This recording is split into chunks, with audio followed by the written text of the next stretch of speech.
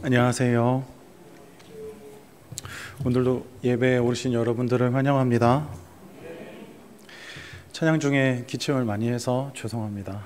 다음에는 찬양을 더 잘 기침 안 하고 찬양을 잘 할 수 있는 상태로 꼭 돌아오도록 해보겠습니다. 오늘 말씀을 읽었는데요.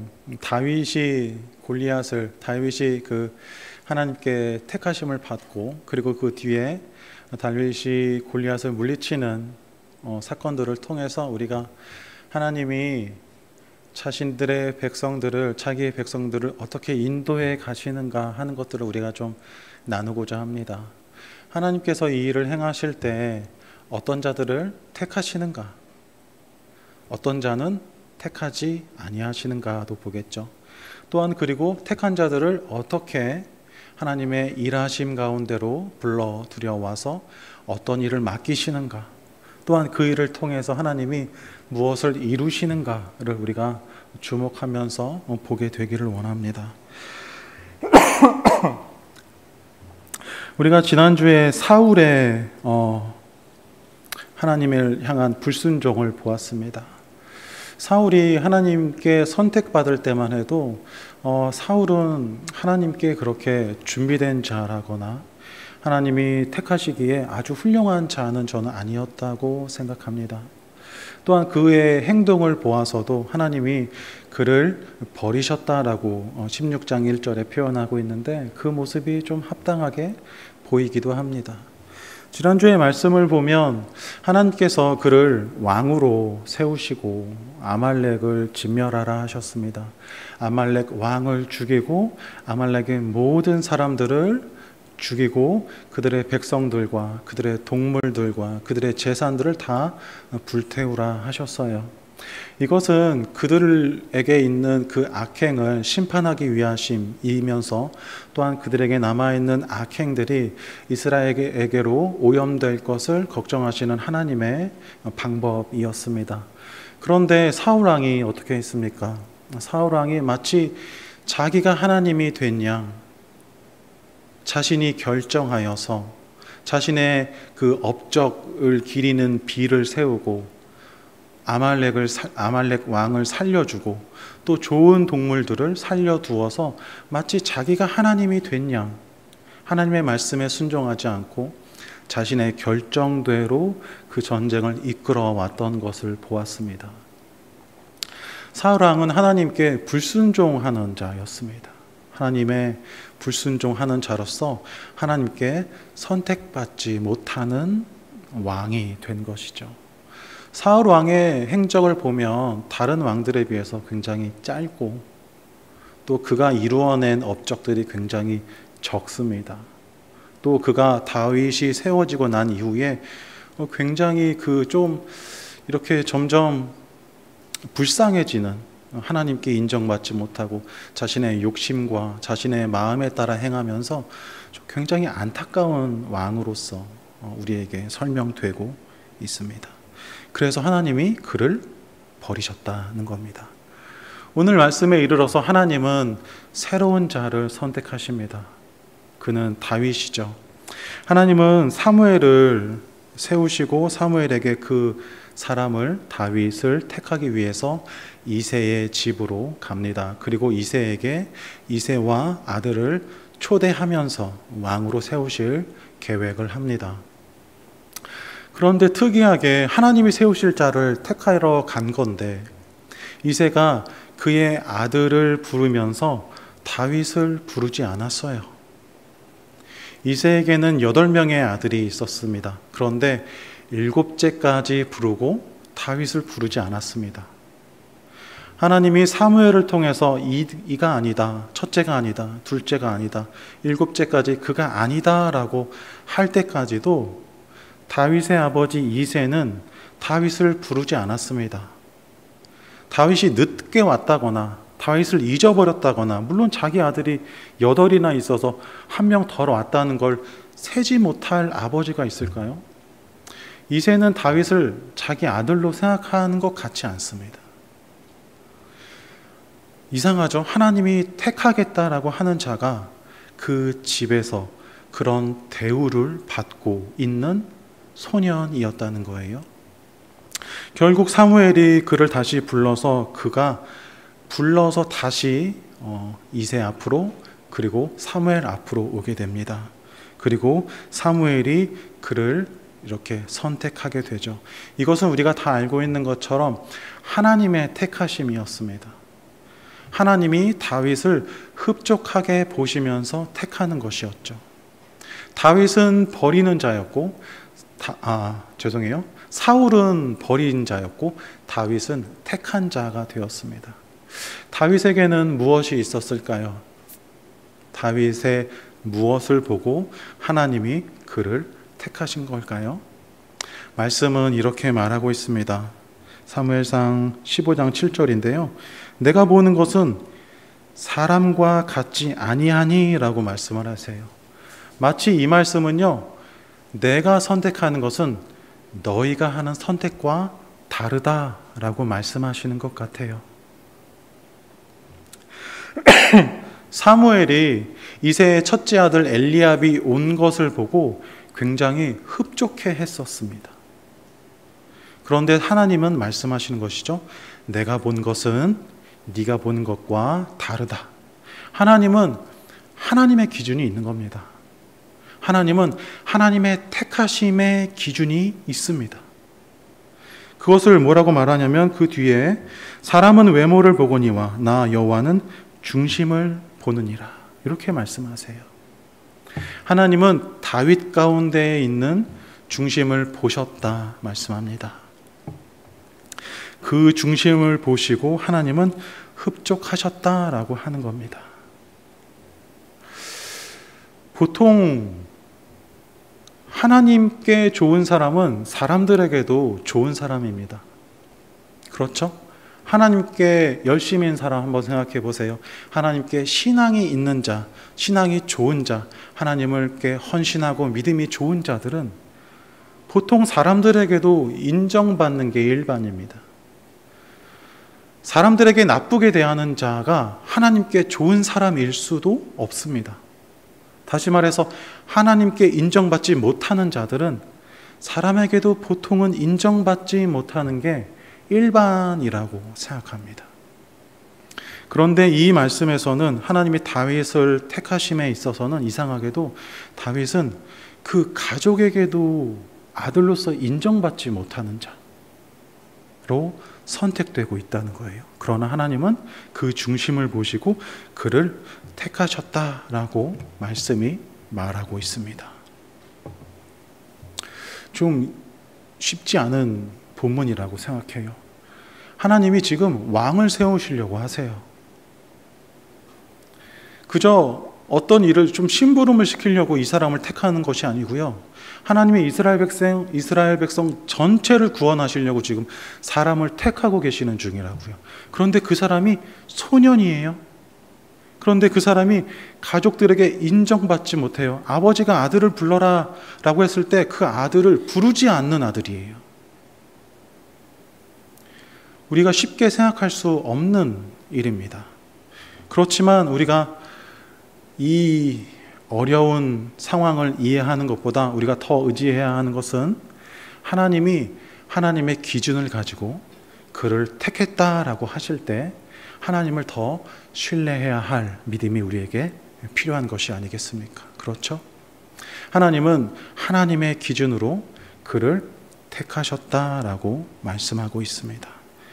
하나님은 하나님의 사람을 부를 때 사람들의 시선을 바라보지 않습니다. 하나님은 하나님의 일하심을 행할 때 사람들의 평판이나 사람들의 인정이나 사람들의 선택을 고려하지 아니하시고 오직 하나님 스스로의 주권대로 하나님의 마음에 합당한 자를 택하시는 분이라는 겁니다. 여러분, 이 하나님의 선택을 우리가 좀 어떻게 받아들여야 될까요? 여러분 한번 생각해 보세요. 하나님이 작은 일을 택하는 것이 아니고 아주 막중한 일을 택하시려고 그 전에 있던 자를 그 전에 있던 자는 우리가 보기에 괜찮은 사람이었지 않습니까? 사울은 다른 사람보다 머리 하나가 더 클 만큼 키가 크고요. 몸이 좋고요. 그의 아버지가 유력한 가문이었습니다. 물론 그가 베냐민 지파로서 가문이 훌륭했다라고 말하는 것이 아니라 그의 아버지가 어느 정도 이렇게 마을 가운데 이렇게 권세를 가진 자였단 말입니다. 사람이 보기에 합당해 보였어요. 그런데 하나님이 말씀하시는 거죠. 그를 이제 왕의 자리에서 내려놓겠다. 여러분, 이 하나님의 선택을 우리가 어떻게 받아들일 수 있을까요? 하나님이 이 일을 행하실 때 우리가 이 일을 기쁘게 여길 수 있을까요? 그리고 허무맹랑하게 하나님께서 택하시는 그 소년과 같은 보잘것없는 하나님의 선택을 우리가 신뢰할 수 있을까요?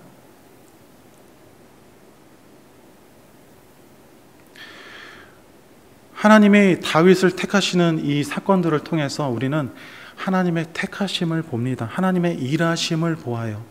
하나님의 일하심은 우리의 생각과 같지 않다는 것을 우리가 이 본문에서 발견하게 됩니다. 그래서 우리가 하나님의 일하심, 하나님의 결정하심, 내 앞에 나타난 하나님의 어떤 결정들에 대해서 우리가 신뢰하지 못할 때가 많이 있다는 겁니다. 내 앞에 펼쳐진 하나님이 주신 일들을 우리가 이 일들 가운데 무슨 하나님의 일이 나타나겠나? 지금 눈에 보이는 이 일들 가운데 나를 향한 구원이 무엇이 있겠는가? 라고 우리가 하나님의 일하심을 오해한다는 것이죠. 하나님의 일하심이 이게 아니고 더 놀라운 하나님이 일어나야 되는데 라고 하나님의 일하심을 우리가 조금 오해하고 있다는 것이죠. 다윗의 중심에 있는 것이 무엇이었는가? 다음 사건을 통해서 하나님이 왜 그를 택하셨는가가 다음 사건을 통해서 우리에게 말씀되고 있습니다. 다음 사건은 다윗이 골리앗과 싸우는 장면이죠. 이스라엘이 블레셋과 전쟁하기 위해 대치하고 있던 장면이었습니다. 다윗이 그곳 가운데에 아버지의 심부름으로 형들에게 음식을 가져다 주고 형들의 안부를 묻기 위해서 그 전쟁터에 갔습니다. 그리고 그 전쟁터에서 블레셋 장수 골리앗이 하나님을 모욕하고 하나님의 백성을 모욕하는 이야기를 들었습니다. 여기서부터 다윗의 중심에 무엇이 있는가가 아주 잘 나타나 있어요. 다윗이 이렇게 고백합니다. 사무엘상 17장 26절인데요. 우리 함께 좀 읽어볼까요? 17장 26절인데요. 함께 읽어보겠습니다. 시작. 이 할례 받지 않은 블레셋 사람이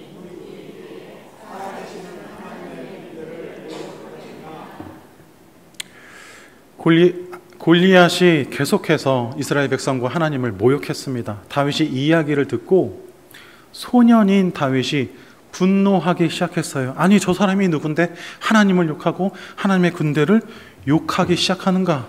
그러면서 다윗이 아주 허무맹랑한 결정을 했습니다. 내가 가서 싸우겠다. 내가 가서 그와 싸우겠다. 지금 골리앗 앞에는 이스라엘의 많은 군대가 있었습니다. 그들은 싸움에 경험이 있는 자들이었어요. 그들은 나이가 찼고 육체가 성장했고 싸움에 경험이 있는 자였습니다. 그들은 무기를 들고 있었어요. 그러나 다윗은 소년이었고 싸움의 경험이 없습니다. 그는 무기를 갖고 있지 않아요. 그런데 그가 내가 나가겠습니다 라고 사울 앞에서, 사람들 앞에서 말하기 시작합니다. 다윗의 고백이 잘 나와 있는 말씀을 우리가 좀 읽어봤으면 좋겠습니다. 조금 긴 말씀인데요. 그래도 한번 좀 이렇게 잠도 깨실 겸 한번 읽어보면 좋겠습니다. 사무엘상 17장 32절에서 37절 좀 긴 말씀인데요. 함께 읽어보겠습니다. 앞을 보고 함께 읽어볼까요? 37절까지입니다. 시작. 다윗이 사울에게 말하되 그로 말미암아 사람이 낙담하지 말 것이라. 주의 종이 가서 저 블레셋 사람과 싸우리이다 하니 사울이 다윗에게 이르되 내가 가서 저 블레셋 사람과 싸울 수 없으리니 너는 소년이요 그는 어려서부터 용사임이니라. 다윗이 사울에게 말하되 주의 종이 아버지의 양을 지킬 때에 사자나 내가 따라가서 그것을 치고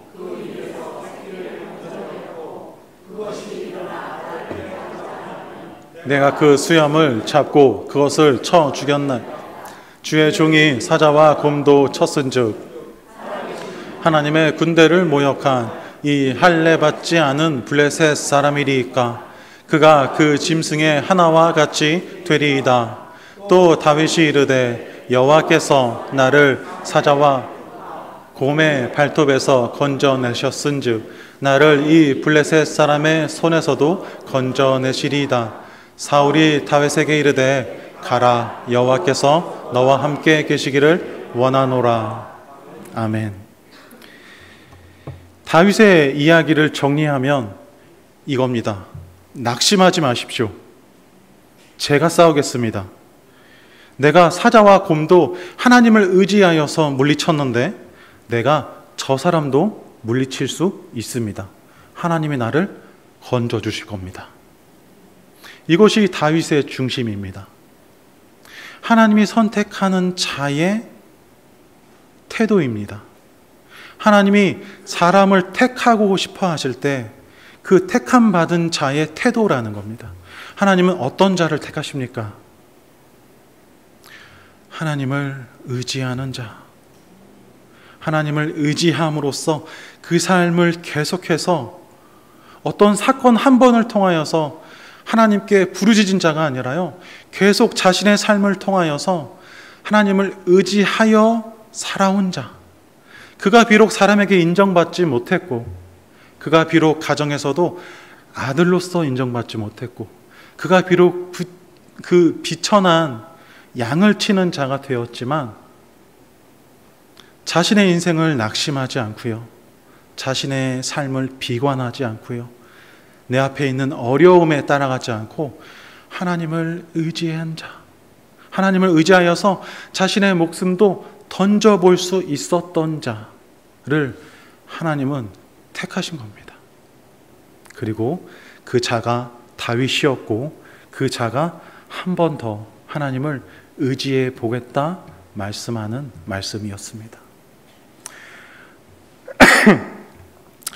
하나님께서 도우시리라라는 확신 가운데 다윗이 있었습니다. 하나님께서 자기를 보호해 주시리라라는 확신이 그에게 있었던 거죠. 이것이 다윗의 중심이었습니다. 우리의 중심에 이러한 태도가 있는지 우리가 확인해 볼 수 있으면 좋겠습니다. 결국 다윗이 이 싸움에 나가게 됩니다. 다윗이 아들로서 인정받지 못했던 것도 참 이해할 수 없는 일이지만 그 소년이 그 전쟁에 결국 나가게 되는 것도 참 이해할 수 없는 일입니다. 전쟁의 무리 가운데 섞여서 나가겠다는 것이 아니라 상대방 적군 가운데 가장 싸움을 잘하는 자 앞에 내가 혼자 서겠다라고 했는데 사울 왕이 보내고 그의 형이 보내고 이스라엘 백성들이 보내는 이상한 일이 일어나고 있습니다. 그래서 그가 나가게 되고요, 그가 놀라운 승리를 얻게 됩니다. 그가 골리앗을 물리치고 그의 목을 베고 그를 밟습니다. 그가 나가기 전에 다짐했던 하나님을 의지하겠다, 내가 하나님을 의지하여서 너의 목을 오늘 베겠다, 그래서 하나님이 살아계신 것을 너의 죽음을 통해서 내가 많은 사람들에게 알리겠다 라고 한 그 다짐 그대로 그가 골리앗을 물리치게 됩니다. 그가 이렇게 고백하면서 나갔습니다.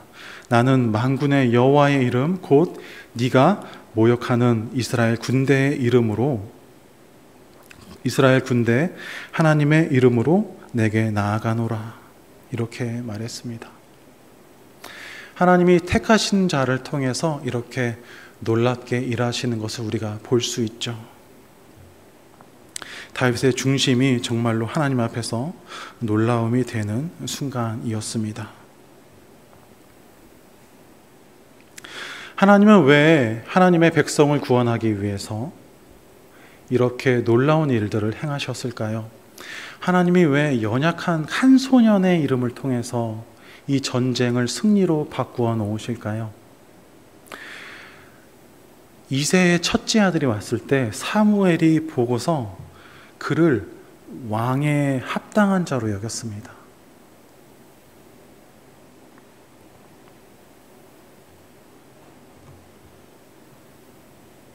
그런데 하나님은 그가 아니라 다윗과 같이 연약한 자를 세워서 이스라엘 백성들을 구원하고 골리앗을 물리치는 일을 행하셨습니다. 하나님이 왜 이렇게 기이한 일들을, 이해할 수 없는 일들을 이스라엘 백성들 가운데서 행하실까요?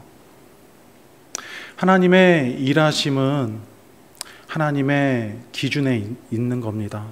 하나님의 기준에 따라 하나님은 선택하시고 하나님의 사람들을 부르시고 하나님의 결과를 만들어 내시는 겁니다. 이 일을 통해서 능력이 있는 자가 아니라요, 이 일을 통해서 군대의 잘 정비됨이 아니라요, 이 일을 통해서 어떤 자가 잘 싸움에 능한 자가 나가서 이기는 것이 아니라 이길 수 없는 자가 여호와의 이름을 가지고 나가서 싸우는 것, 그래서 승리하는 것, 그래서 그 승리의 영광이 하나님에게 밖에 없게 하시는 것을 하나님은 다윗을 통해서 우리에게, 또한 자신을 하나님께서 사랑하는 백성을 통해서 백성들에게 말씀하고 있는 것이죠. 이것이 하나님의 일하심의 방법입니다. 하나님이 택하신 자를 택하시고 하나님의 일하심의 방법이 이러하다는 겁니다. 그래서 하나님은 다윗을 택하신 것이고요, 하나님은 힘없는 자를 택하신 것이고요, 하나님은 그래서 전쟁의 경험이 없는 자를 택한 것이죠. 그래서 하나님은 이스라엘 백성들에게 이렇게 말씀하시는 것 같습니다. 소년의 승리가 아니라 이것은 나의 승리다. 그래서 내가 너희와 함께 하고 있다. 내가 지금 일하고 있다. 내가 너희와 함께 하고 있다. 내가 너희를 위해 지금 싸우고 있다. 하나님은 이 말씀을 이스라엘 백성들에게 하고 싶으신 것이죠. 다윗의 중심은 눈에 보이지 않는 것에 있었습니다. 다윗의 중심은 오직 하나님을 바라보는 것에 있었어요. 아까도 말했듯이 우리가 보는 것은 우리 눈앞에 있는 것입니다. 우리가 보는 것은 우리 눈앞에 있는 상황입니다. 다윗이 본 것은 눈앞에 있는 골리앗이 아니라 골리앗보다 더 크게 일하실 하나님을 본 것이죠. 하나님이 선택하지 않는 자들, 사울과 이스라엘 백성들은 꼭 이렇게 눈에 보이는 것들에 쉽게 마음을 뺏기는 자들이었습니다. 우리도 혹시 그렇지 않은가 우리의 마음을 돌아보아야 합니다. 골리앗이 이스라엘과 사무엘 앞에서 며칠 동안이나 하나님을 모욕하고 이스라엘 백성들을 모욕했는지 아세요? 40일 동안이나 그리 했다고 나와요. 40일 동안 사울 왕은 아무 일도 할 수 없었어요. 이스라엘 백성들은 40일 동안 블레셋 군대를 물리칠 생각을 하지 못했어요. 골리앗을 물리칠 생각을 하지 못했어요. 그들은 그 골리앗 앞에 굉장히 무력했습니다. 싸움에 이길 수 없었어요. 나아갈 수 없었습니다. 용기 낼 수 없었어요. 다른 어떤 전략을 생각할 수 없었어요. 눈에 보이는 골리앗이 너무 컸기 때문이에요. 그의 장대함과 그의 무기와 그의 큰 목소리들이 사울과 이스라엘 백성들을 압도했어요. 그들은 눈에 보이는 것에 따라서 자신의 삶을 경험하는, 자신의 삶을 결정하는 자들이었어요. 이스라엘 백성들은 항상 그들의 역사 가운데 이러한 선택들을 해왔던 것 같아요. 그들이 가나안 땅 앞에서도, 가나안을 정탐하고 나서도 이러한 고백을 했던 적이 있었습니다. 그들이 가나안을 정탐하고 나와서 뭐라고 말했냐면 정녕 가나안은 젖과 꿀이 흐르는 땅이더라. 이 땅에서 나는 과일들을 보아라. 정말 과일이 정말 크게 열리고 땅이 정말 좋더라 라고 말하면서 어떤 얘기를 했냐면 그러나 우리는 거기 들어갈 수 없다. 거기에는 거인들과 같은 안악자손이 있다. 우리는 들어갈 수 없다 라고 말했어요. 그들은 하나님을 본 것이 아니라 그들은 눈에 보이는 장대한 사람들을 보았어요. 그리고 더 이상 우리가 싸울 수 없다라고 했어요. 싸워 보겠다가 아니라요, 싸울 수 없어라고 했습니다. 그들은 나아가지 않았어요. 그들은 발을 떼지 않았습니다. 골리앗 앞에서 40일 동안이나 모욕당한 이스라엘 백성들 같았어요. 눈에 보이는 대로 선택하는 자들은 신앙생활에서 항상 실패하게 됩니다. 하와가 창세기 3장 6절에서 이렇게 고백했습니다. 말씀이 그를 이렇게 설명합니다. 그 나무를 본즉 그 나무의 열매가 먹음직도 하고 보암직도 하고 지혜롭게 할 만큼 탐스러웠다. 눈에 보이는 대로 좋은 것을 선택하고 눈에 보이는 대로 두려워하고 눈에 보이는 대로 걱정하면 우리는 하나님을 볼 수 없습니다. 이것은 하나님이 우리를 택하지 아니하시는 이유가 됩니다. 우리가 우리의 문제 앞에서 승리할 수 없는 우리의 태도가 됩니다. 우리는 눈에 보이는 것이 아니라 흘러가는 상황이 아니라요, 여러분 나의 감정이 아니라 하나님을 봐야 됩니다. 하나님의 일하심을 봐야 됩니다. 하나님의 놀라우신 성품을 바라봐야 됩니다. 하나님이 어떻게 놀랍게 일하시는가를 바라봐야 합니다.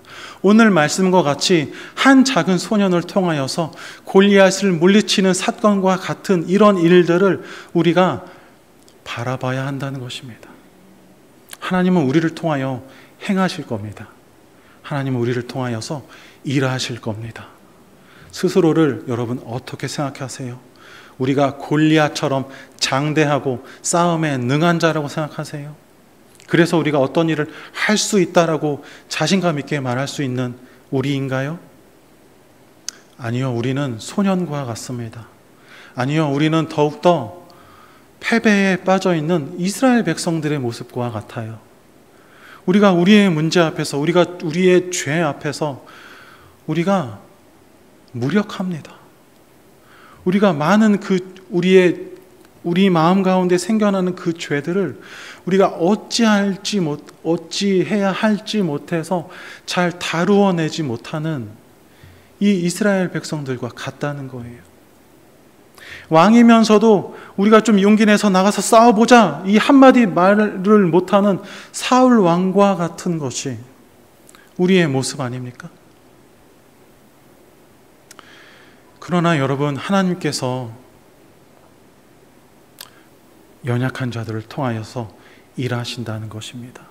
하나님의 마음에 합한 자를 택하시고 하나님의 이 놀라운 방법들을 택하셔서 결국 우리를 향한 승리의 싸움을 하신다는 겁니다. 마치 다윗과 같이 말입니다. 이 승리는 다윗의 승리였습니다. 그리고 이스라엘 백성들의 승리였습니다. 그리고 하나님의 승리였습니다.